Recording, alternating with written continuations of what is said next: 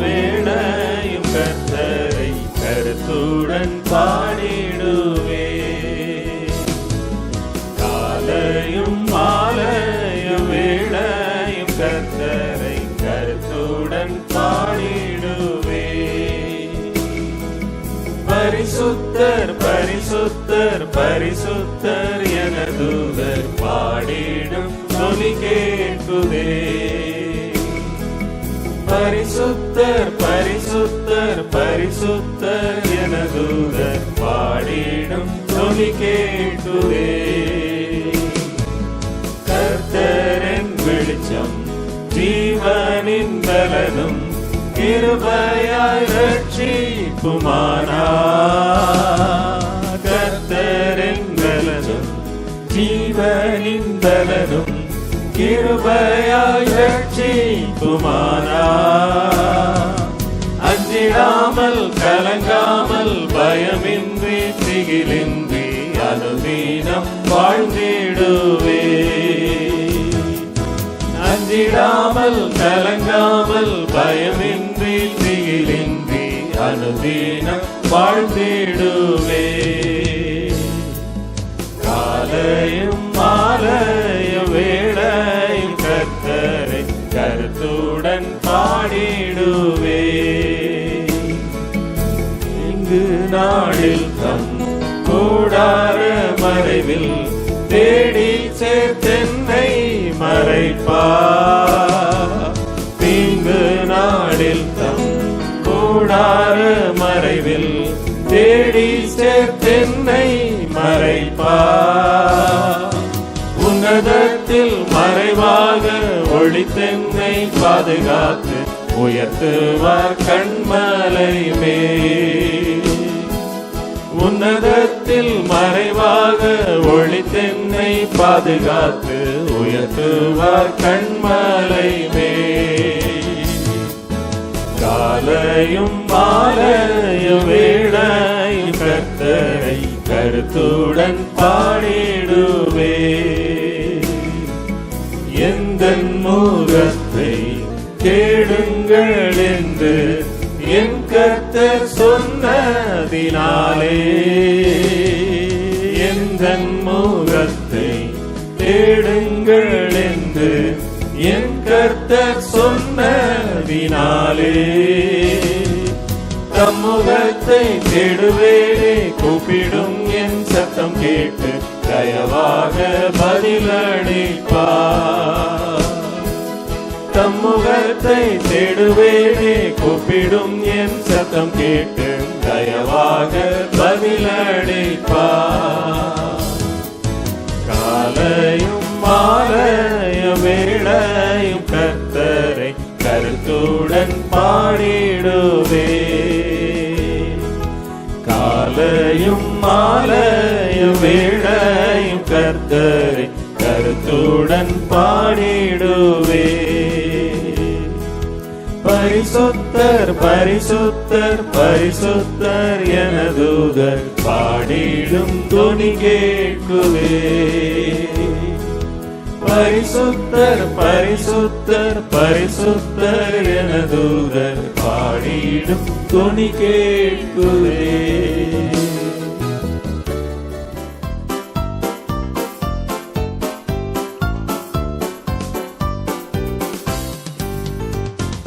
வல்லடிக்கு நீக்கி உன் கரங்களால் தூக்கி உன்னதத்தில் வைத்ததை மறப்பேனோ.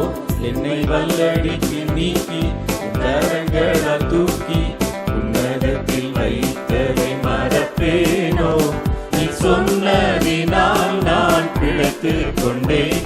நீ கண்டதினால் நான் ஜீவன் பெற்றேன். நீ சொன்னதினால் நான் பிழைத்துக் கொண்டேன்.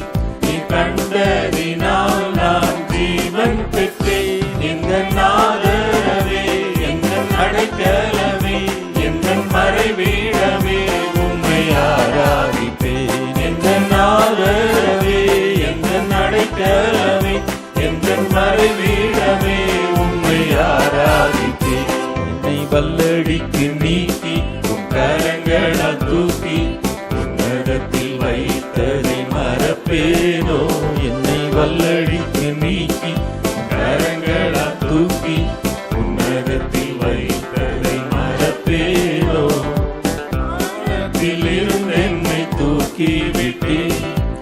உயர்வான ஸ்தலங்களில் நிறுத்தி வைத்தீர்.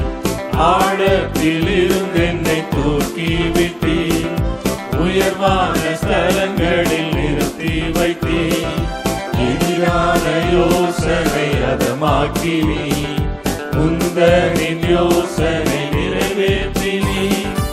எதிரான யோசனை அதமாக்கினீர்.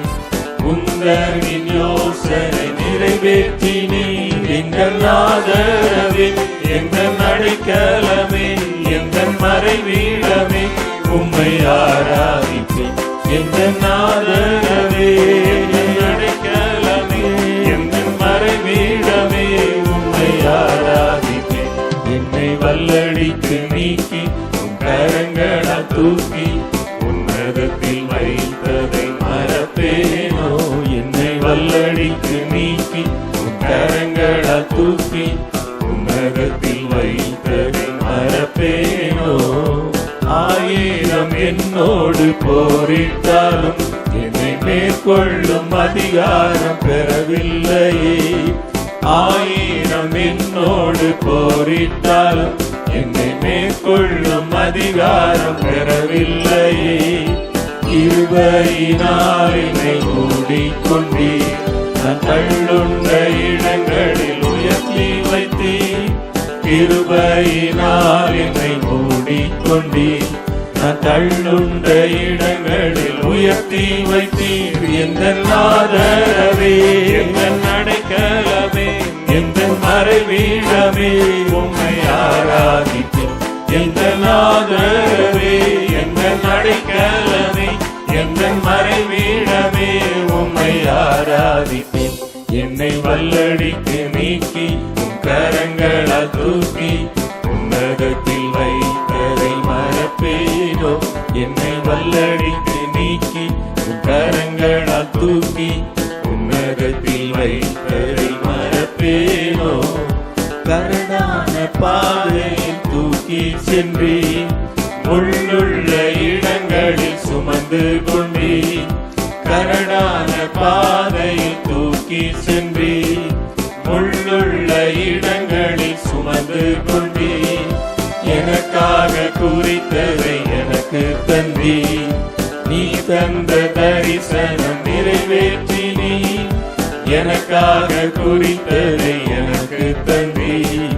நீ தந்த தரிசனம் நிறைவேற்றினீர். எங்கள் ஆதரவே, எங்கள் அடைக்கலமே, எங்கள் மறைவீடமே, உம்மை ஆராதிப்பேன். எங்கள் ஆதரவே, எங்கள் அடைக்கலமே, எங்கள் மறைவீடமே, உம்மை ஆராதிப்பேன். எங்கள் ஆதரவே, எங்கள் அடைக்கலமே, எங்கள் மறைவீடமே, உம்மை ஆராதிப்பேன். அப்பா உம் கிருபைகளா என்னை காத்து கொண்டீரே. அப்பா உம் கிருபைகளால் என்னை அணைத்து கொண்டீரே. அப்பா உம் கிருபைகளால் என்னை காத்து கொண்டீரே. அப்பா உம் கிருபைகளால் என்னை அணைத்து கொண்டீரே. தாங்கி நடத்தும் கிருபையிலே, தாழ்வில் நினைத்த கிருபையிலே, தாங்கி நடத்தும் கிருபையிலே, தாழ்வில் நினைத்த கிருபையிலே, தந்தையும் தாயும் கைவிட்டாலும் தயவாய் காக்கும் கிருபையிலே, தந்தையும் தாயும் கைவிட்டாலும் தயவாய் காக்கும் கிருபையிலே. அப்பா உம் கிருபைகளால் என்னை காத்து கொண்டீரே. அப்பா உம் கிருபைகளால் என்னை அணைத்து கொண்டீரே. என்னை நடத்தும் கிருபையிலே, என்னை நினைக்கும் கிருபையிலே, என்னை நடத்தும் கிருபையிலே, தந்தையைப் போல தோளில் சுமந்து என்னை நடத்தும் கிருபை இது. தந்தையைப் போல தோளில் சுமந்து என்னை நடத்தும் கிருபை இது. அப்பாவும் கிருபைகளால் என்னை காத்து கொண்டீரே.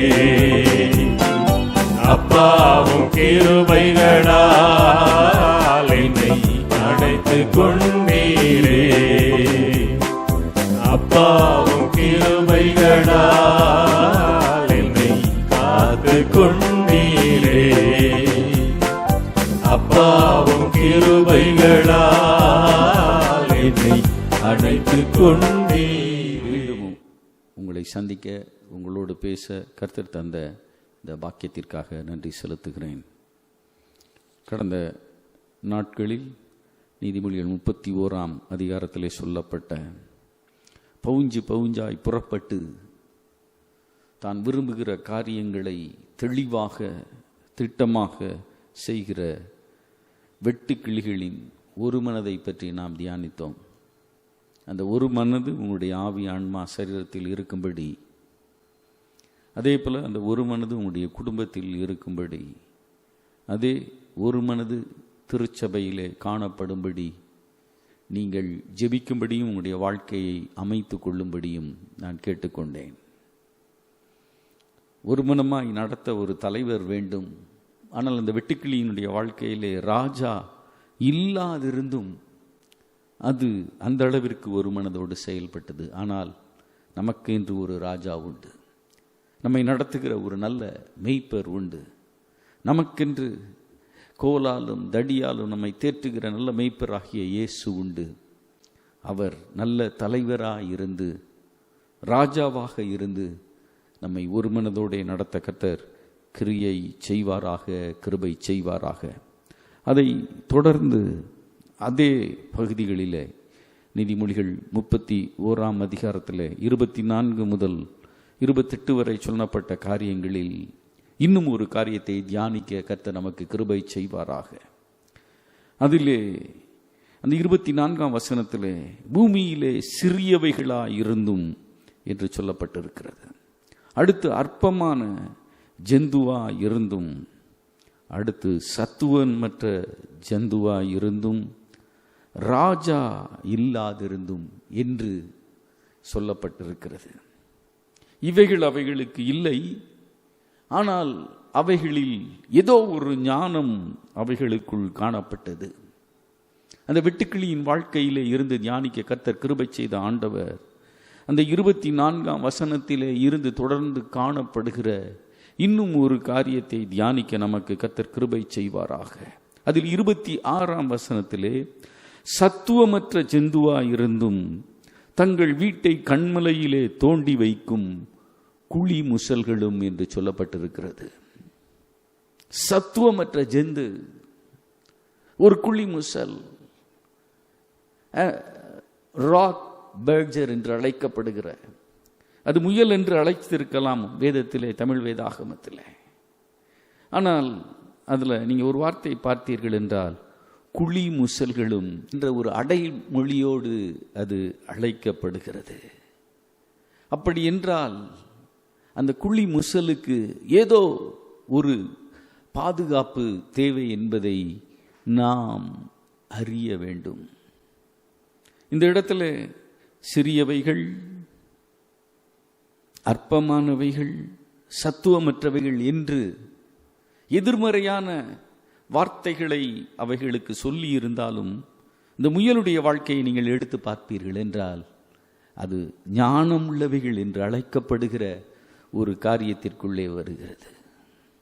அது ஒரு எதிர் தாக்குதல் செய்யக்கூடிய சக்தி உள்ள ஒரு மிருகம் அல்ல, நாட் an offensive. அது ஒரு தாக்கக்கூடிய வல்லமை பெற்றதல்ல. ஆனாலும் அது பிழைத்து வாழ்கிறது, அது பலுகி பெருகுகிறது. அடுத்தது ஞானம் உள்ளதாக இருக்கிறது. இந்த வார்த்தையை கேட்கிற உங்களுடைய வாழ்க்கையிலே நீங்கள் ஞானம் உள்ளவர்களாக இருக்க வேண்டும். வேதத்திலே சொல்லப்பட்டிருக்கிறது, பேதைகளோ நெடுக போய் தண்டிக்கப்படுகிறார்கள். நீங்கள் கேட்கலாம், என்னுடைய படிப்பு என்ன? உன் படிப்பு குறைவாய் இருந்தாலும் நீ ஞானவானாய் விளங்க முடியும். ஆகவே படிக்க வேண்டாம் என்று நான் சொல்லவில்லை. என்னுடைய குடும்பத்தின் பின்னணி என்ன என்ற கேள்வி உனக்குள் இருக்கலாம். உன்னுடைய குடும்பத்தின் பின்னணி எப்படியும் இருக்கலாம். ஆனாலும் நீ ஒரு ஞானமுள்ள மகனாக மகளாக இருக்க வேண்டும். அடுத்து அந்த குழி முசல், அந்த ராக் பர்ஜர் என்று அழைக்கப்படுகிற அந்த ராபிட் என்ற அந்த காரியத்தை நீங்கள் பார்ப்பீர்கள் என்றால் அது ஓடக்கூடிய வல்லமை பெற்றது. இன்று உங்களுடைய ஓட்டம் எப்படி இருக்கிறது? உங்களுடைய ஓட்டம் கர்த்தரை நோக்கி ஓடுகிறீர்களா? உங்களுக்கு நியமித்த ஓட்டத்திலே கர்த்தரை முன்வைத்து நீங்கள் ஓடுகிறீர்களா? உங்களுடைய ஓட்டம் ஒரு ஜெயமான ஓட்டமாக இருக்கிறதா? ஒரு பொல்லாங்கனை ஜெயித்தவர்களாக நீங்கள் ஓடிக்கொண்டிருக்கிறீர்களா? உங்கள் ஓட்டம் எப்படி இருக்கிறது? 1 ராஜாக்கள் 18:21 நீங்கள் பார்ப்பீர்கள் என்றால், இஸ்ரவேல் ஜனங்கள் இருந்தார்கள். ஆனால் அவர்களை பற்றி சொல்லப்பட்டிருக்கிறது, 2 நினைவுகளால் குந்தி குந்தி அவர்கள் நடந்தார்கள். பறப்பதற்காக பிறந்தவன் நீ, வாழ்வதற்காக பிறந்தவன் நீ, ஓடுவதற்காக பிறந்த நீ. இந்த 2 நினைவுகளால் குந்தி குந்தி நடந்தால் இன்று ஒரு தீர்மானத்தை எடுத்துக்கொள்ளுங்கள். கர்த்தர் தெய்வமானால் கர்த்தரை பின்பற்றுவேன். தேவனுடைய ராஜ்யத்திற்காக நான் வாழ வேண்டும் என்றால் தேவனுடைய ராஜ்யத்திலே நான் கனி கொடுப்பேன். தேவனுடைய திருச்சபையிலே நாட்டப்பட்டு கனி கொடுக்க வேண்டும் என்றால் ஒரு தேவனுடைய திருச்சபையிலே நாட்டப்பட்டு கனி கொடுப்பேன் என்ற நம்பிக்கையும் விசுவாசமும் உனக்குள் இருப்பதாக கர்த்தர் அதை வாய்க்க செய்வார். உன்னுடைய ஓட்டம் விருதாவாக முடிந்து போய்விடக்கூடாது. குந்தி குந்தி 2 நினைவுகளால் நடக்கிற ஒரு நபராக மாறிவிடக்கூடாது.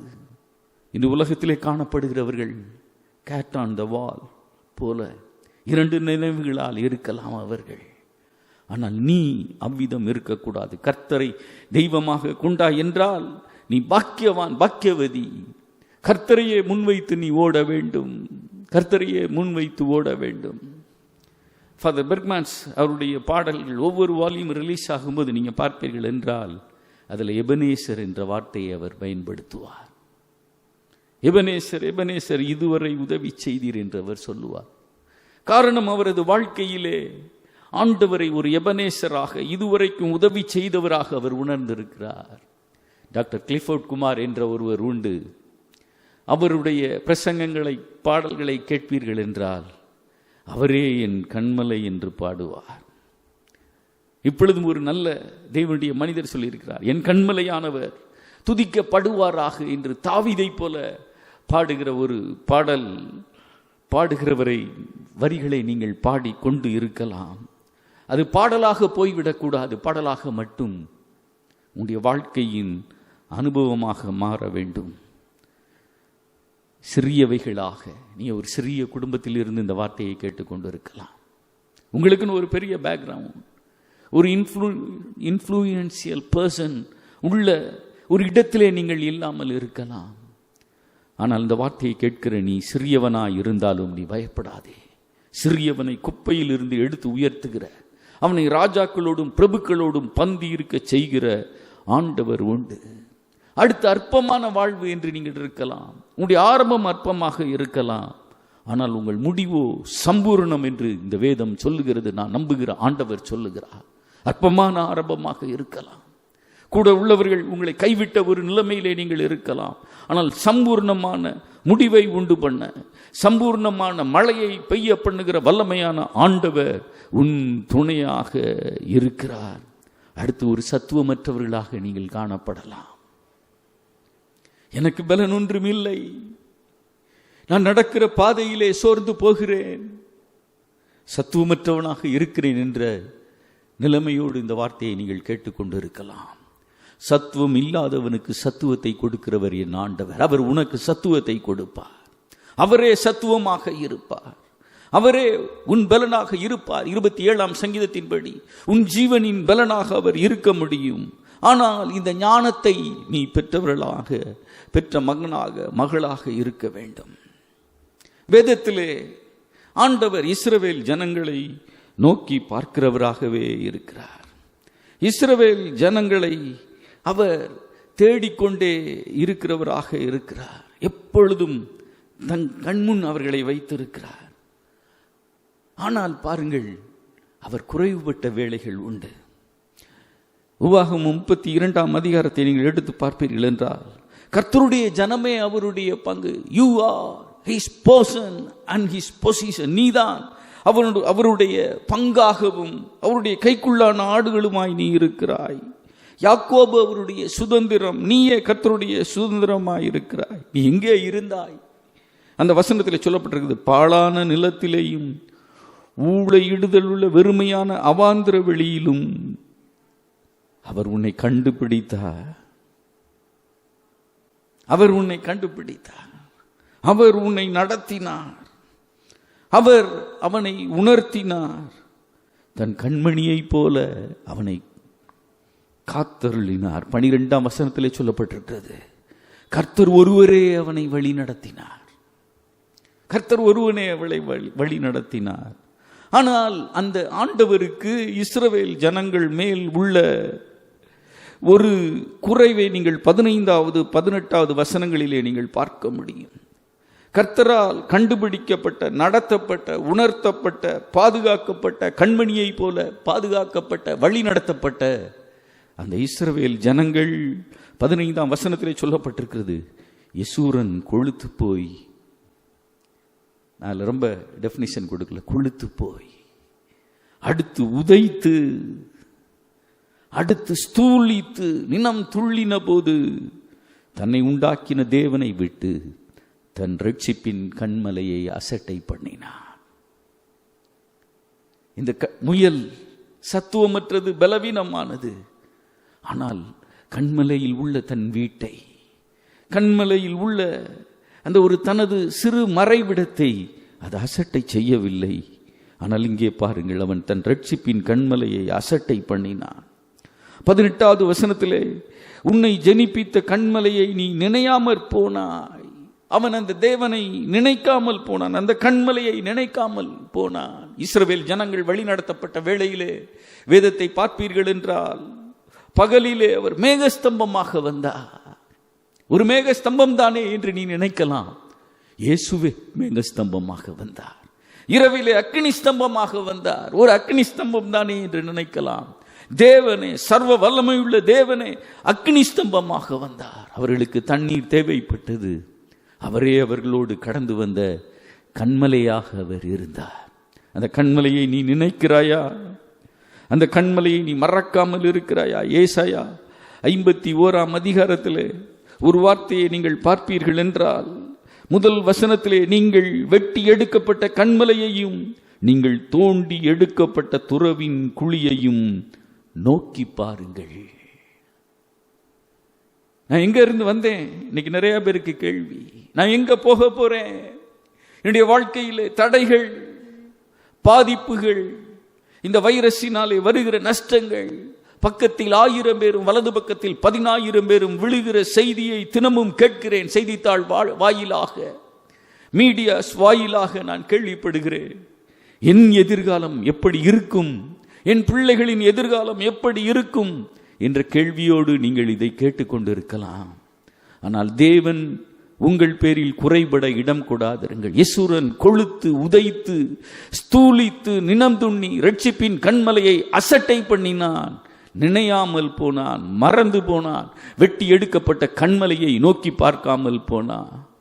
சங்கீதக்காரன் சொல்லுகிறான், என் ஆத்துமாவே நீ கர்த்தரை ஸ்தோத்தரி, அவர் செய்த சகல உபகாரங்களையும் மறவாதே. காரணம், ராஜாவாக இருந்த, ஒரு காலத்தில் மெய்ப்பனாக இருந்த, குடும்பத்தால் மறக்கப்பட்டு இருந்த தாவீதிற்கு கண்மலை கிறிஸ்துவே கண்மலையாக இருந்தார். ஆண்டவரே அவனது கண்மலையாக இருந்தார். ஆகவே அவனுடைய அழுகையிலே நீங்கள் பாருங்கள், என் கண்மலையே என்று அவன் சொல்லுகிறான். அவனுடைய பாடலிலே நீங்கள் கவனியுங்கள், கண்மலையானவர் என்று அவன் சொல்லுகிறான். அந்த கண்மலையை அவன் உணர்ந்து கொண்டிருந்தான். மெய்ப்பனாக இருந்த வேளையிலும் சரி, குடும்பத்தால் மறக்கப்பட்ட வேளையிலும் சரி, ஆண்டவருடைய ஜனங்களை நடத்துகிற வேளையிலும் சரி, அதிகாரம் உள்ள ராஜாவாக, ஆசீர்வதிக்கப்பட்ட ராஜாவாக இருந்த வேளையிலேயும் ஆண்டவரே அவனது நம்பிக்கை, எதிர்பார்ப்பு, கண்மலையாக இருந்தார்.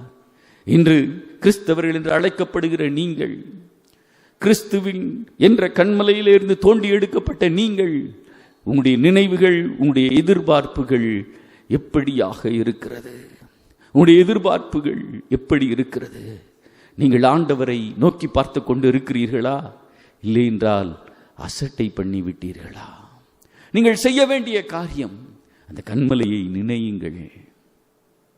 அந்த கண்மலையை நினைத்து துதியுங்கள்.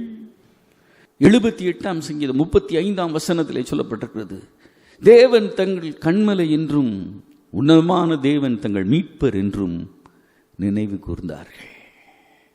ஆண்டவரை நினைவு கூறுங்கள். அவரே என் கண்மலையானவர். அடுத்தவரை துதியுங்கள். என் கண்மலையானவர் துதிக்கப்படுவாராக. அவர் உங்களை மறந்துவிட அநீதி உள்ளவர் அல்ல, அதை அறிந்திருக்கிறீர்கள்.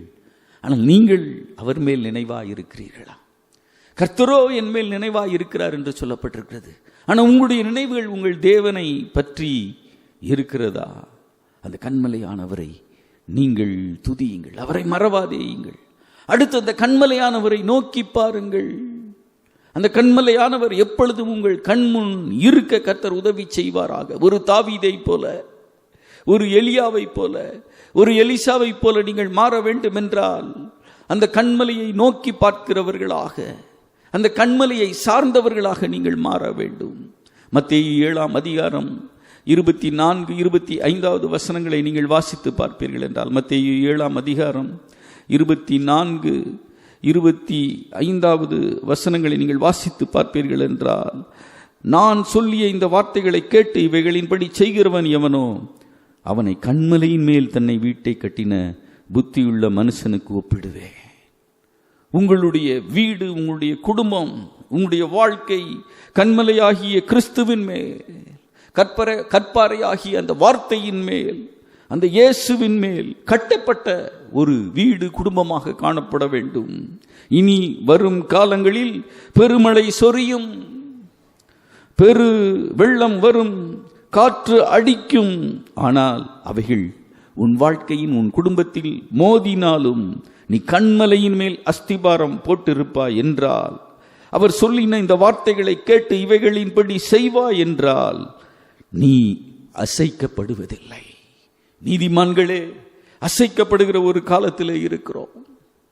நீதிமான்கள் போல இருக்கிறவர்கள் மடிந்து போகிற செய்தியை கேட்கிற ஒரு காலத்தில் இருக்கிறோம். சிலர் தீங்கு வரும் முன்னே மடிந்து போயிருக்கிறார்கள். ஆனாலும் நாம் ஒரு தீங்கான காலத்தில் இருக்கிறோம், ஒரு பேண்டமிக் பீரியட்ல இருக்கிறோம். கண்மலையாகிய தேவனை நீங்கள் புகழிடமாக கொள்ளுங்கள். அடுத்து ஒரு வார்த்தை நான் சொல்லுகிறேன். ஆண்டவர் நித்திய கண்மலை. அவர் மறக்கிறவர் அல்ல, அவர் வல்லமையுள்ளவர். ஆனால் இன்னும் ஒரு காரியம், ஆதியாகமம் 49ஆம் அதிகாரம் 24ஆம் வசனத்திலே இருக்கிறது. அதிலே 22 முதல் 24ஆம் வசனம் வரைக்கும், யோசேப்பு கனிதரும் திராட்சை செடி, அவன் நீர் ஊற்றண்டையில் உள்ள கனிதரும் செடி, அதன் கொடிகள் சுவரின் மேல் படரும். வெல்வீரர் அவனை மனமடிவாக்கினார்கள்.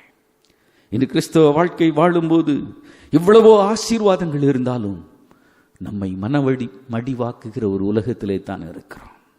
ஊழிய பாதையிலே நம்மை மனமடிவாக்குகிறார்கள். ஒரு உதவி செய்யும் போது நாம் மனமடிவுக்குள்ளாகும்படி நம்மை குறித்து நம்மோடு பேசுகிறார்கள், எதிர்த்து நிற்கிறார்கள். தாழ்மையாக இறங்கி காரியங்களை செய்வோம் என்றால் சில வேளைகளில் நம்மை எதிர்க்கிறார்கள். சில ஆசீர்வாதங்களை ஆண்டவர் நமக்கு கொடுக்கும் போது பொறாமையினால் தீமை பேசுகிற உலகத்தில் இருக்கிறார்கள். உங்களை பார்த்து நான் சொல்லுகிறேன், வில்வீரர் அவனை மனமடிவாக்கி, அந்த யோசேப்பை மனமடிவாக்கினார்கள். அவன் மேல் அம்புகளை எய்தார்கள். அவனை தண்ணீரற்ற ஒரு குழியிலே போட்டார்கள். அவன் தகப்பன் அவனுக்கு கொடுத்த நல்ல வஸ்திரத்தை உரிந்து கொண்டார்கள். மீதியானியரிடத்திலே அடிமையாக விற்கப்பட்டான். போர்த்திப்பாருடைய அரண்மனையிலே வேலைக்காரனாக அவன் மாறினான். சிறைச்சாலையிலே அவன் பாடுகளை பட்டான். ஆனால் அவனுடைய வாழ்வு அவ்விதம் முடிந்து போகவில்லை. அவனுடைய வில் உறுதியாய் நின்றது. அவன் புயங்கள் யாக்கோபுடைய வல்லவரின் கரங்களால் பலத்தது. அதனால் அவன் மெய்ப்பனும் இஸ்ரவேலின் கண்மலையுமானான். அவனோடு உள்ள ஒரு 70 பேருக்கு மட்டுமல்ல, எகிப்தில் இருந்து புறப்பட்டு போகிற ஒரு திரள் கூட்ட ஜனத்திற்கு அவன் மெய்ப்பனும் கண்மலையுமானான். நான் சொன்னேன், கண்மலையாகிய இயேசுவை நோக்கி பாருங்கள், மறந்து விடாதிருங்கள். அவர் செய்த உபகாரங்களை மறந்து விடாதிருங்கள். அந்த வெட்டி எடுக்கப்பட்ட கண்மலையை நீங்கள் நோக்கி பாருங்கள் என்று சொன்னேன்.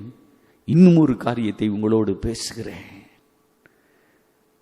ஒரு சத்துவமற்ற ஜந்துவான, ஆனால் ஞானம் உள்ள ஜந்துவான அந்த குழி முசல் பல இனங்களுக்கு, இல்லை என்றால் அதை போன்ற அநேக முயல்களுக்கு அது ஒரு மெய்ப்பனாக, இல்லை என்றால் ஒரு கண்மலையை கொடுத்த நபராக, இல்லை என்றால் கண்மலையாகவே அது மாறிவிடுகிறது. அதோடைய அந்த ஜெனடிக்ஸை நீங்கள் படித்து பார்த்தீங்கன்னா அநேக முயல்களை அது உருவாக்கக்கூடிய வல்லமை பெற்றதாக இருக்கிறது. இன்று நம்முடைய வாழ்க்கையிலே நாம் எத்தனை பரிசுத்தவான்களை உருவாக்கி இருக்கிறோம், எத்தனை நீதிமான்களை உருவாக்கி இருக்கிறோம், எத்தனை பேரை தேவன் அண்டையிலே திருப்பி இருக்கிறோம், மரணத்திற்கு நியமிக்கப்பட்ட எத்தனை பேருக்கு நாம் நித்திய ஜீவனை கொடுத்திருக்கிறோம். இருளிலே இருக்கிற ஜனங்கள் நம் மூலம் எத்தனை பேர் ஒளியை பெற்றுக் கொண்டார்கள். எந்த மனுஷனை கிறிஸ்து இயேசுவுக்குள் பிரகாசிப்பிக்கிற மெய்யான ஒளியாக நாம் எத்தனை இடங்களில் இருக்கிறோம். நாம் பூமிக்கு உப்பாக அழைக்கப்பட்டு இருக்கிறோம், மறந்து போய் விடாதிருங்கள். இந்த பூமிக்கு வெளிச்சமாக நாம் அழைக்கப்பட்டு இருக்கிறோம், மறந்து போய் விடாதிருங்கள். இந்த வார்த்தையை தியானிக்கிற உங்களை பார்த்து சொல்லுகிறேன், இந்த பூமியிலே நீங்கள் சத்துவமற்றவர்களாக, பலவீனம் உள்ளவர்களாக இருந்தாலும் கர்த்தர் உங்களை யோசேப்பை போல ஒரு கண்மலையாக அழைத்திருக்கிறார். உங்களுடைய குடும்பத்திலே நீங்கள் ஒரு கண்மலையாக மாற வேண்டும். வில்வீரர் விரோதமாக இருப்பார்கள். திருச்சபையில் உள்ளவர்கள் தங்கள் காலை தூக்குவார்கள். உங்களுக்கு விரோதமாக ஆ ஆ என்று அவர்கள் சொல்லுவார்கள். ஆனால் உங்களுடைய தலை உயர்த்தப்படுவது தேவனுடைய சித்தம். நீங்கள் இஸ்ரவேலிலே யோசேப்பு கண்மலை ஆனதை போல இந்த தேசத்திலே கண்மலையாக நீங்கள் மாற வேண்டும். உங்களுடைய திருச்சபையிலே நீங்கள் கண்மலையாக மாற வேண்டும். தேவனுடைய ராஜ்யத்தில் நீங்கள் ஒரு கண்மலையாக மாற வேண்டும். அந்த ஆதியாகமம் 49:24 நீங்கள் மறந்து விடாதிருங்கள். இந்த அனுபவம் யோசேப்புக்கு மட்டுமல்ல, தாவீதுடைய வாழ்க்கையிலே வந்தது, எலியாவுடைய வாழ்க்கையிலே வந்தது, எலிசாவுடைய வாழ்க்கையிலே வந்தது, எரேமியாவுடைய வாழ்க்கையிலே வந்தது, நெகேமியாவுடைய வாழ்க்கையிலே வந்தது, செருபாபேலுடைய வாழ்க்கையிலே வந்தது, மோசேயுடைய வாழ்க்கையிலே வந்தது. ஏன்? உன்னுடைய வாழ்க்கையின் துவக்கம் அற்பமாயிருந்தாலும் அது ஏன் சம்பூர்ணமாக மாறக்கூடாது? நீ சத்துவமற்றவனாக இருந்தாலும் சத்துவப்படுத்துகிற ஆண்டவர் ஏன் உன்னை சத்துவப்படுத்த கூடாது? இந்த வேளையிலே ஆண்டவர் என்ற அந்த கண்மலையை சார்ந்து கொள்ளுங்கள். இது ஒரு தீமையான காலம். இந்த தீமையான காலத்திலே நீங்கள் ஆண்டவரை சார்ந்து கொள்ளுங்கள். 1 சாமுவேல் 2ஆம் அதிகாரம். அந்த அன்னாள் ஒரு பாடலை பாடுகிறாள். கர்த்தரை போல பரிசுத்தம் உள்ளவர் இல்லை, உம்மையல்லாமல் வேறொருவரும் இல்லை, உம்மையல்லாமல் வேறொருவரும் இல்லை, எங்கள் தேவனை போல ஒரு கண்மலையும் இல்லை. உன்கிட்ட பணம் இருக்கலாம், படிப்பு இருக்கலாம், நல்ல பேக்ரவுண்ட் இருக்கலாம், நல்ல ரிட்டைர்மெண்ட் பெனிஃபிட் இருக்கலாம், நல்ல சாதுரியவான்கள் உன்னை சுற்றி இருக்கலாம். ஆனால் உன் இருதயத்தில் எப்படி தெரியுமா இருக்க வேண்டும்? எங்கள் தேவனை போல ஒரு கண்மலையும் இல்லை, என் தேவனை போல ஒரு கண்மலையும் ஒருவரும் இல்லை. அவர் ஞானம் உள்ளவர், அவருடைய செய்கைகள் யதார்த்தமானவைகள். வில்வீரர் முறியலாம், அந்த அன்னாள் பாடுகிறாள். தள்ளாடினவர்கள் பலத்தினால் இடைகட்டப்பட்டார்கள். அந்த தள்ளாடுகிற நிலைமையில் உள்ள அந்த முயல் பலத்தினால் இடைகட்டப்படுகிறது. இந்த வேளையிலே அந்த கண்மலையை நீ மறந்து விடாதே. நன்னாளை போல எங்கள் தேவனை இல்லாமல் ஒரு கண்மலையும் இல்லை என்று சொல்லும் இடத்திற்கு நீ வா. கர்த்தர் கிருபை கொடுப்பார். அவரை கண்மலையாக கொண்டால் என்ன என்ற கேள்வி உனக்குள் இருக்கலாம். நெகேமியா 9ஆம் அதிகாரம் 15ஆம் வசனம், யாத்ராகமம் 7ஆம் அதிகாரம் 6ஆம் வசனம், எண்ணாகமம் 20ஆம் அதிகாரம் இந்த அதில் உள்ள 8ஆம் வசனம், இவைகளை எல்லாம் நீங்கள் பார்ப்பீர்கள் என்றால் அந்த கண்மலை தண்ணீரை அவர்களுக்கு கொடுத்தது. அவர்களோடு கடந்து சென்ற கண்மலை தண்ணீரை கொடுத்தது. எவ்விதம் தண்ணீரை கொடுத்தது? ஆண்டவர் மோசேயோடு சொன்னார், அந்த கண்மலையாகிய என்னை நீ அடி என்று சொன்னார். அடிப்பது கடினமான காரியம். ஆனால் ஒரு முறை மட்டும்தான் சொன்னார், நீ அடியதிலிருந்து தண்ணீர் புறப்படும். உன்னுடைய வாழ்க்கையிலே இயேசு கிறிஸ்து உனக்காக அடிக்கப்பட்டார், தன்னுடைய இரத்தத்தை சிந்தினார். விரும்பத்தக்க ரூபம் உள்ள அவர் விரும்பத்தகாத ரூபத்தை பெற்றார். உழுகிறவனுடைய படைச்சால்களைப் போல அவருடைய முதுகை உழுதார்கள். காயங்கள், தழும்புகள், இரத்தம் சிந்துதல். ஆனால் அதனால் நீ இரட்சிப்பை பெற்றிருப்பாய் என்றால் நீ பாக்கியவான். ஹல்லேலூயா. அவரை விசுவாசிக்கிறவன் உள்ளத்தில் இருந்து ஜீவ தண்ணீர் உள்ள நதிகள் ஓடும். ஆனால் அதுக்கப்புறம் ஆண்டவர் சொல்றாரு மோசேயை பார்த்து, நீ என்னோடு பேசு. என்னாகும் 20ஆம் அதிகாரம் 8ஆம் வசனம். யாத்திராகமம் 17:6 அடித்து ஆசீர்வாதத்தை பெற்றுக் கொண்டார்கள். ஆண்டவர் அடிக்கப்பட்டபடியினால் ஆசீர்வாதம். உன்னுடைய வாழ்க்கையிலே அது கிடைத்ததற்கு நன்றி, தோத்திரம் சொல்லு. ஆனால் இனி நீ அவருடைய இரத்தத்தை காலின் கீழ் மிதிக்காமல் அவரோடு பேச பழகிக்கொள். கர்த்தரோடு பேச பழகிக்கொள். அந்த 8:28 கர்த்தர் சொல்றாரு, நீ என்னோடு பேசு. பேசும்போதே நீ தண்ணீரை பெற்றுக் கொள்ளுவாய். இன்று கிறிஸ்தவ குடும்பத்தில் பிறந்த உனக்கு தேவனோடு பேசுகிற அனுபவம் இருக்கிறதா? தேவனுடைய வார்த்தைகளை கேட்கிற அனுபவம் இருக்கிறதா? இந்த லாக்டவுன் நாட்களிலே கர்த்தர் உன்னோடு பேசி இருக்கிறாரா? வேதத்தின் மகத்துவத்தை விளக்கி கொடுத்திருக்கிறாரா? வேதத்தின் ரகசியங்களை அறிந்து கொண்டாயா? வேதத்தின் மகத்துவங்களை நீ அறிந்து கொண்டாயா? அறிந்து கொண்டிருந்தால் கண்மலையாகி அவரோடு நீ பேசுகிறாய். அடுத்து சங்கீதம் 81:6 சொல்லப்பட்டிருக்கிறது, கண்மலை தேனினால் உன்னை திருப்தியாக்குவார். உன்னுடைய வாழ்க்கையிலே எல்லா நிலைமையிலேயும் நீ திருப்தி அடைய வேண்டும் என்றால் உலகத்தின் பணம் தவறல்ல, ஆனால் பணத்தினால் முடியாதது. உலகத்தில் உள்ள உலக ஆசீர்வாதங்களினால் முடியாததை கண்மலை தேனினால் உன்னை திருப்தியாக்குகிற ஆண்டவர், அவரை கண்மலையாக கொள்ளும்போது நீ திருப்தி அடைவாய். அடுத்து சங்கீதம் 71:3 சொல்லப்பட்டிருக்கிறது, எப்பொழுதும் வந்தடையத்தக்க கண்மலையாய் இருந்தாலும். நீ எப்பவும் வந்தடையத்தக்க கண்மலையாக அவர் இருக்கிறாரா? அவர் இருக்கிறாரா? இன்று சிலர் இயேசுவை ஒரு சாதாரண இடத்திலே வைத்துக் கொள்ளுகிறார்கள். ஆனால் யோவான் சுவிசேஷத்தை நீங்கள் வாசித்து பார்ப்பீர்கள் என்றால், இனி நான் உங்களை என்னுடைய ஊழியர் என்று சொல்லவில்லை, என்னுடைய சகோதரன் என்று சொல்லுகிறேன், என்னுடைய நண்பன் என்று சொல்லுகிறேன், என்னுடைய சகோதரன் இல்லை என்றால் என்னுடைய நண்பர்கள் என்று சொல்லுகிறேன். ஆபிரகாமுடைய நாட்களிலே ஆண்டவர் ஆபிரகாமை தன் நண்பனாக பார்த்தார். தாவீதை தன் இருதயத்துக்கு ஏற்றவனாக பார்த்தார். இந்த வார்த்தையை கேட்கிற உனக்கு, எனக்கு ஒரு சகோதரன் இல்லையே, எனக்கு ஒரு சகோதரி இல்லையே, என் காரியங்களை நடத்த ஒரு மூத்த சகோதரன் இல்லையே, என் குடும்பத்திலே இதை செய்ய முன்னின்று செய்ய ஆட்கள் இல்லையே என்று நீ கேட்டுக்கொண்டிருக்கலாம். ஆனால் இஸ்ரவேலின் தேவனை கண்மலையாக உன்னதமான தேவனுடைய செட்டைகளின் நிழலுக்குள் ஒரு ரூத்தை போல நீ வந்தடைவாய் என்றால் கர்த்தர் கண்மலையாக நின்று அவரே காரியங்களை மேற்போட்டுக் கொள்ளுவார், அவரே காரியங்களை செய்வார். சென்னையில் டெலிஃபோன்ஸில் வேலை பார்த்த மிஸ்டர் அருள்ராஜ் என்ற ஒருவர் உண்டு. அவருடைய சாட்சியை நான் ஒரு முறை கேட்டேன். அவர் தன்னுடைய ரீனல் ஃபெயிலியர் ஆகி ஹாஸ்பிட்டல் எலும்பும் தோலுமாக மாறி நம்பிக்கையற்றவராக இருந்தார். பல நாட்கள், பல வாரங்கள். ஒரு நாளிலே அவருடைய சின்ன மகள் வந்து, அப்பா இன்னைக்கு நீங்க வீட்டுக்கு வருவீங்க அப்படின்னு கேட்டா, அந்த வார்த்தை அவரை உடைத்தது. என்னிடத்தில் இதை கேட்காதே மகளே, நான் எப்பொழுது நம் வீட்டிற்கு வருவேன் என்று எனக்கு தெரியாது. ஆனால் நீ ஒன்று செய், இயேசுவிடத்திலே கேள், என் தகப்பன் என் வீட்டிற்கு வர வேண்டும் என்று கேள் என்று சொல்லி அனுப்ப பார்த்தார். ஆனால் அந்த சின்ன பிள்ளை செய்தது என்ன தெரியுமா? அந்த ஹாஸ்பிட்டல் அந்த ரூம்ல தானே, அது அந்த இடத்தில் தானே முழங்கால் படியிட்டு, ஆண்டவராகிய இயேசுவே, எங்க அப்பா எந்த நிலைமையில் அங்க இருக்கிறாங்கன்னு உமக்கு தெரியும், அவர் என் வீட்டிற்கு வர வேண்டும் என்று ஜெபித்தாள். இவருடைய உள்ளம் உடைந்தது. தன் மகளுடைய ஜெபத்தை பார்த்து, ஜெபத்தை கேட்டு அந்த அருள்ராஜ் என்பவருடைய உள்ளம் உடைந்து, ஐயோ என்று அவர் சுவர்புறமாய் திரும்பி கண்ணீர் விட்டு கொண்டிருந்தார். சில மணி துளிகளிலே அவரோடு உடன் பிறந்த சகோதரர் ஒருவர் வந்தார்.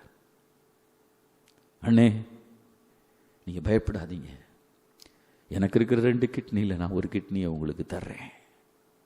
நடந்தது அற்புதம். டிரான்ஸ்பிளான்ட் பண்ணினார்கள். அவருடைய 2 கிட்னி எடுத்துட்டு, பழுதாய் போன கிட்னியை எடுத்துட்டு ஒரு புதிதான அவருடைய சகோதரனுடைய கிட்னி அவங்களுக்கு வச்சாங்க. பல ஆண்டுகள் அவர் ஆசீர்வாதமாக இந்த தமிழ்நாட்டிலே, இந்திய தேசத்திலே, உலகத்திலே, குறிப்பாக இயேசு அழைக்கிறார், ஊழியத்தோடு இணைந்து அவர் ஊழியம் செய்தார். எப்பொழுதும் வந்தடையத்தக்க கன்மலை இயேசுவே. சில வேளைகளிலே நம்முடைய தேவைகளுக்கு நாம் மனிதர்களை நோக்கி பார்க்கிறோம், ஏமாந்து விடுகிறோம். ஒரு காலத்திலே உதவி செய்தவர்கள் தான், ஒரு காலத்தில் நம்முடைய ஊழியத்தை தாங்கினவர்கள் தான், ஒரு காலத்திலே உங்களுடைய குடும்பத்திலே அன்பாய் இருந்தவர்கள் தான். ஆனால் எப்பொழுதும் வந்தடையத்தக்க கண்மலையாக அவர்கள் இருப்பதில்லை, இருக்க போவது இல்லை. இருந்தால் நல்லது, ஆனால் இருப்பார்கள் என்று சொல்ல முடியாது. என் வார்த்தையை கேட்கிற அருமையான மகளே, எப்பொழுதும் வந்தடையத்தக்க கண்மலை கர்த்தர். அவரையே நினை, அவரையே முன்வைத்து நீ வாழும்படி கர்த்தர் உனக்கு உதவி செய்வாராக. 4வது ஒரு காரியத்தை நான் சொல்லுகிறேன், என் வார்த்தையை நான் முடித்துக் கொள்ள விரும்புகிறேன். சங்கீதம் 27:5, 27ஆம் சங்கீதம் 5:5 வசனம். தீங்கு நாளில் அவர் என்னை தம்முடைய கூடாரத்தில் மறைத்து, என்னை தமது கூடார மறைவிலே ஒளித்து வைத்து, என்னை கன்மலையின் மேல் உயர்த்துவார். ஒரு வார்த்தையை நான் சொல்லுகிறேன், தீங்கு நாளில் தம்முடைய கூடாரத்தில், தமது கூடார மறைவில். நாம் ஒரு ஆலயத்திலே இருக்கிறபடினால், இந்த வார்த்தையை கேட்கிற நீ ஒரு ஆலயத்திலே நாட்டப்பட்ட மகனாக மகளாக இருந்தால் பாக்கியவான். நாம் நினைக்கிறோம், எனக்கு என்று ஒரு நிழல் இருக்கிறது, எனக்காக ஜெபிக்கிற ஒரு கூட்டம் உண்டுதான், எனக்காக ஜெபிக்கிற ஊழியருடைய குடும்பம் உண்டு, உண்மைதான். ஆனால் கர்த்தர் இந்த வார்த்தையை முடிக்கும் போது சொல்லுகிறார், கூடார மறைவிலே ஒளித்து வைத்து என்னை கன்மலையின் மேல் உயர்த்துவார். அந்த கன்மலை முதலாவது உன்னை மறைத்துக் கொள்ளும். மத்தேயுவிலே சொல்லப்பட்டதை போல காற்று வீசும், அலைகள் அடிக்கும், புயல்கள் எழும்பும், அக்னி ஜுவாலை வரலாம், தண்ணீர்களை கடக்க வேண்டிய சூழ்நிலை இருக்கலாம். ஆனால் ஒரு கண்மலைக்குள் நீ ஒளிந்து இருப்பாய் என்றால் அந்த கண்மலையில் மறைவு உன்னை பாதுகாக்கும். எவ்வளவு காடுகளில் மிருகங்கள் இருக்கும் யோசித்து பாருங்கள். வல்லமையுள்ள மிருகங்கள், சிங்கம், புலி, இன்னும் எத்தனையோ காரியங்களை சொல்லுகிறார்கள், பேந்தர், பயங்கரமான காரியங்கள். ஆனால் அவைகள் இந்த முயலை துரத்தலாம், விரட்டலாம். ஆனால் அது ஒரு கண்மலையில் உள்ள ஒரு சின்ன குட்டி குகை பொந்துக்குள்ளே ஒளிந்து கொள்ளும் போது அவைகளால் அதை தொட முடியாது. உன்னை தொடுகிறவன் கர்த்தருடைய கண்மணியை தொடுகிறான். உன்னுடைய பயத்துக்கு அவர் உன்னை ஒப்புக் கொடுப்பது இல்லை, உன்னுடைய சத்துருவின் இஷ்டத்திற்கு உன்னை ஒப்புக் கொடுப்பதில்லை. கர்த்தருக்கு முன்பாக நிற்கிற ஊழியனாகிய நான் சொல்லுகிறேன், உன் சத்துருக்களுடைய இஷ்டத்திற்கு கர்த்தர் உன்னை ஒப்புக் கொடுப்பது இல்லை. நீ கீழாகாமல் மேலாவாய், பாலாகாமல் தலையாவாய். காரணம், நீ கர்த்தரையே தெய்வமாக கொண்டிருக்கிறாய், அவரையே கண்மலையாக கொண்டிருக்கிறாய். அந்த கண்மலையில் உன்னை மறைத்து பாதுகாத்துக் கொள்ளுவார்.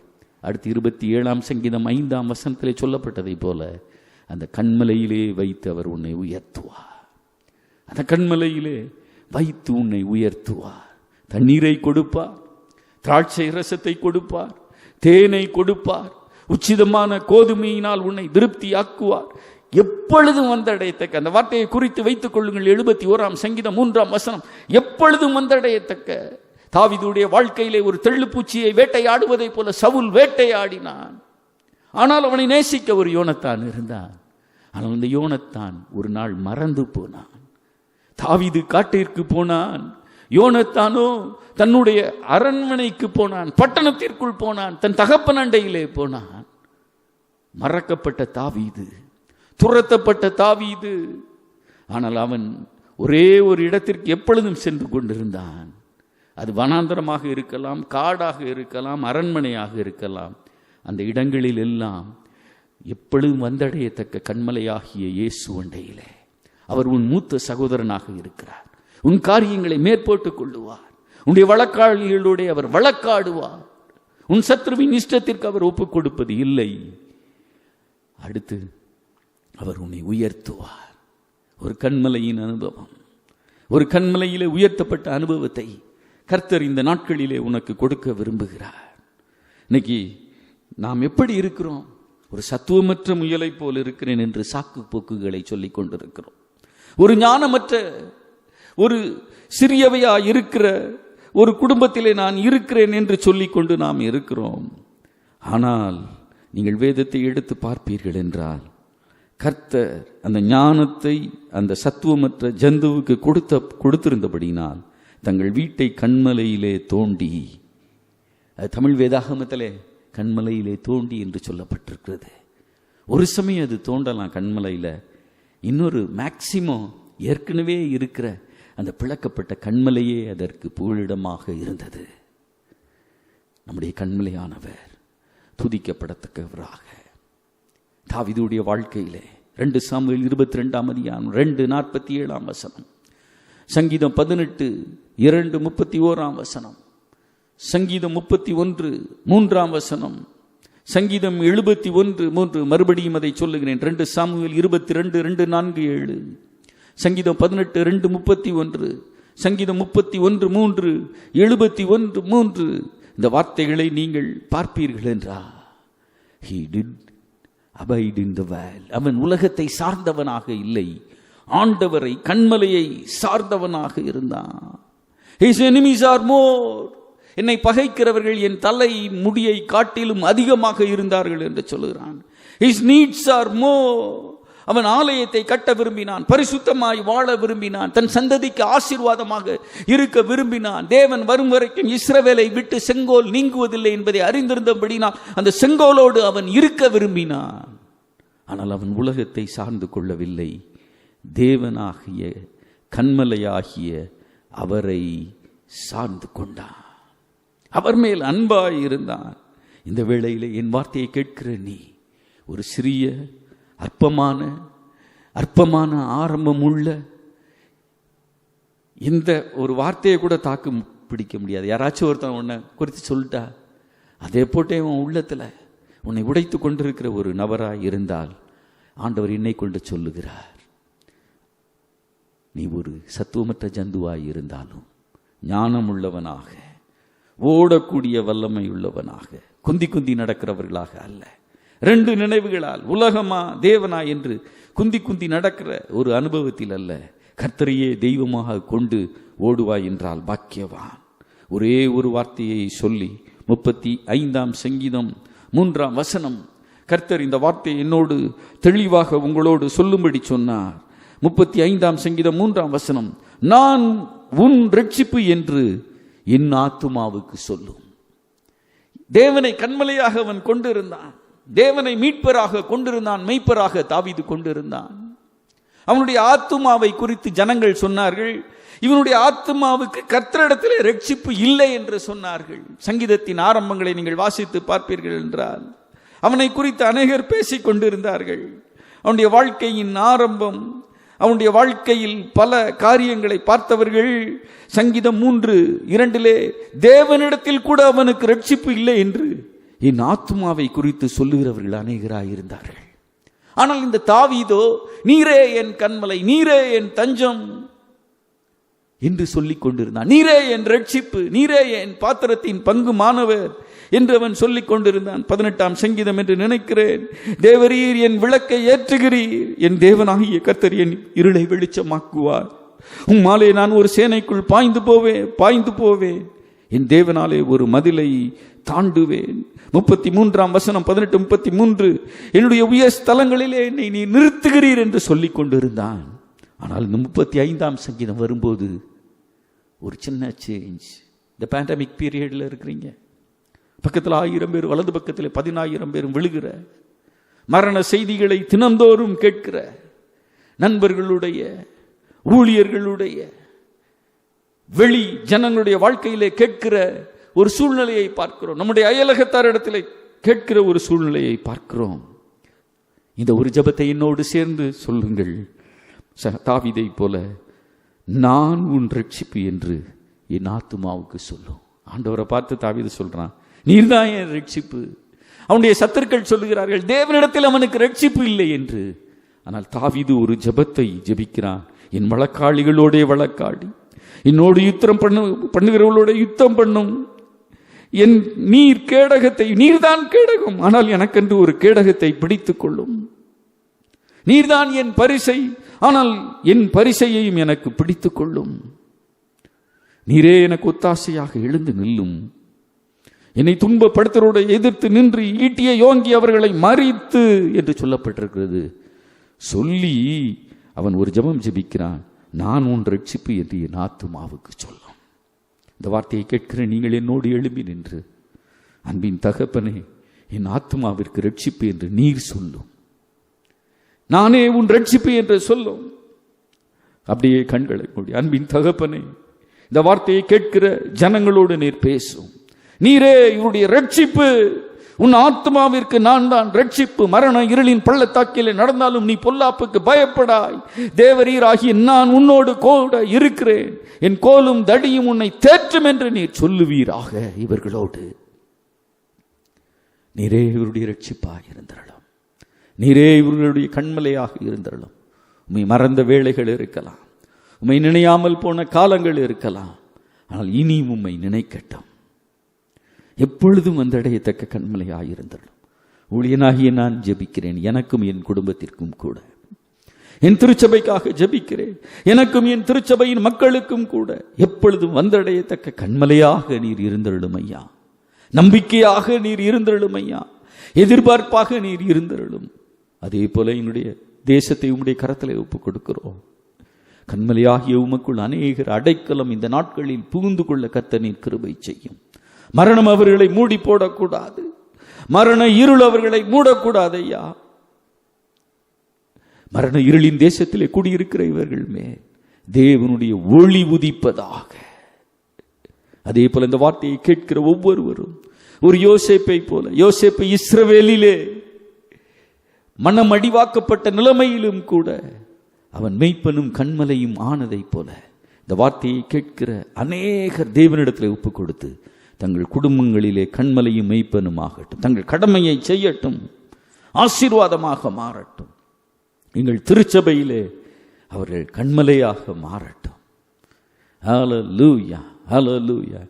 ஏற்கனவே கர்த்தருடைய நாமம் பலத்த துர்கம். நாங்கள் நீதிமான்களாகி நாங்கள் அதற்குள் ஓடி சுகமாக இருக்கிறோமே, இருப்போம் என்று சொல்லி அறிக்கை எடுக்கிறோம். தீங்கு நாளில் உமது கூடாரத்தில் மறைத்து வைத்தீரே, ஸ்தோத்திரம் அப்பா, நன்றி செலுத்துகிறோம். கண்மலை மேல் உயர்த்துவீராக. உம்மை துதிக்கிற புதிய பாடலை தருவீராக. எங்கள் கண்மலையானவர் துதிக்கப்படுவீராக. ஒரு அந்நாளை போல, தேவனை போல கண்மலை ஒருவரும் இல்லை என்று அறிக்கையிட ஒவ்வொருவருக்கும் கிருபை செய்தருளும். எங்கள் சத்துவமற்ற தன்மையையே பார்த்த நாட்கள் முடியட்டும். எங்களுடைய பலவீனங்களையே பார்த்த நாட்கள் முடியட்டும். மனிதர்கள் எங்கள் மேல் எய்த அம்புகளையே பார்த்த நாட்கள் முடியட்டும். எங்களுக்கு தீமை செய்ததையே சொல்லி வந்த நாட்கள் முடியட்டும். எங்கள் வாயை நன்மையினால் திருப்தியாக்கும் 103ஆம் சங்கீதத்தின் வார்த்தையின்படி ஜீவனுள்ள நாளெல்லாம் நன்மையும் கிருபையும் எங்களை தொடரட்டும். ஹல்லேலூயா, ஹல்லேலூயா, ஹல்லேலூயா, ஹல்லேலூயா. அந்த குழி முசலை போல கண்மலையாகிய உமக்குள் அடைக்கலம் கொள்ள ஒவ்வொருவருக்கும் நீர் கிருபை தாரும். இயேசுவின் மூலம் கேட்கிறோம் எங்கள் நல்ல பிதாவே, ஆமேன். நம்முடைய கர்த்தராகிய இயேசு கிறிஸ்துவுடைய கிருபையும் பிதாவாகிய தேவனுடைய அன்பும் பரிசுத்த ஆவியானவருடைய ஐக்கியமும் வழிநடத்துதலும் இன்றும் என்றும் சதா காலங்களிலும் நம் அனைவரோடும் இருப்பதாக. இந்த வார்த்தையை கேட்ட ஒவ்வொருவரோடும் இருப்பதாக. இஸ்ரவேலின் தேவனே, கண்மலையானவராக இவர்களோடு இருப்பீராக. இயேசுவின் மூலம் கேட்கிறோம் எங்கள் நல்ல பிதாவே, ஆமேன். என் ஆத்துமாவே கர்த்தரை ஸ்தோத்திரி, என் முழுவலுமே அவருடைய பரிசுத்த நாமத்தை ஸ்தோத்திரி.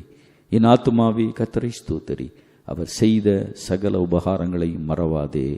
ஆமேன். May god bless you. இந்த குடும்பத்தோடு இந்த பிரசங்கத்தை கேட்டு துதிகளோடு கலந்து கொண்ட உங்களை ஆசீர்வதிப்பாராக. உங்களுடைய நண்பர்களுக்கு இந்த செய்தியை இந்த பேண்டமிக் பீரியடில் அனுப்பி வைத்து கர்த்தர் அவர்களை தைரியப்படுத்தும்படி நீங்கள் ஜெபியுங்கள். உங்களுடைய பயத்திற்கு கர்த்தர் உங்களை ஒப்புக் கொடுப்பதில்லை. நீங்கள் பயந்த காரியம் உங்கள் குடும்பங்களில் சம்பவிப்பதில்லை. உங்கள் வீட்டின் தாழ்பாள்களை பலப்படுத்தி உங்களிடத்தில் உள்ள உங்கள் பிள்ளைகளை அவர் பாதுகாப்பார், ஆசீர்வதிப்பார்.